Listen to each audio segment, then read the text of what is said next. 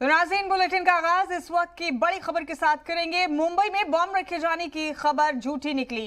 कई जगह बम रखे जाने की खबर मिली थी। मुंबई में बम डिस्पोजल स्क्वाड और जीआरपी की टीमों ने कई स्टेशन पर तलाशी ली।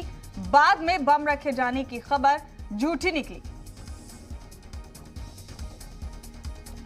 बड़ा अपडेट इस वक्त का आपको मुंबई के हवाले से दे रहे हैं। कल रात मुंबई में कई रेलवे स्टेशन पर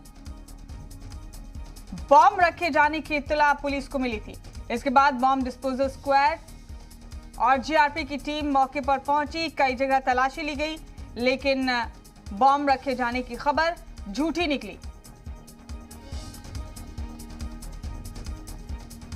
अंकुर त्यागी हमारे साथी फोन लाइन पर मौजूद हैं। अंकुर का रुख करेंगे यहाँ पर। अंकुर, कई जगह बम रखे जाने की खबर मिली थी। पुलिस और सिक्योरिटी फोर्सेस को तलाशी मुहिम चलाई गई। बाद में खबर झूठी निकली। क्या फोन के जरिए झूठी खबर पहुंचाई गई थी पुलिस के पास, अंकित?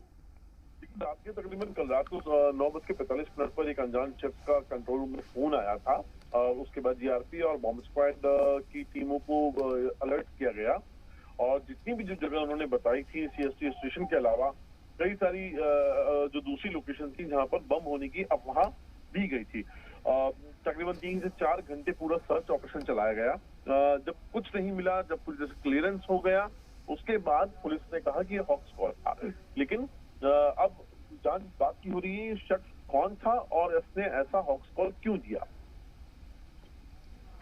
तो अंकित, कितनी टीमों ने इस तलाशी मुहिम में हिस्सा लिया और फिर उसके बाद कोई कार्रवाई की गई?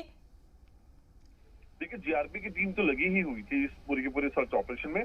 उसके साथ बॉम्ब स्क्वाड को भी रखा गया था क्योंकि बम होने की अफवाह रखी गई थी। लोकेशन कुछ आइडेंटिफाई नहीं हुआ था।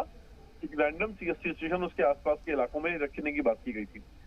3-4 घंटे ऑपरेशन चलता है। फिलहाल अभी तक तो कुछ भी इस प्रकार का नहीं चला।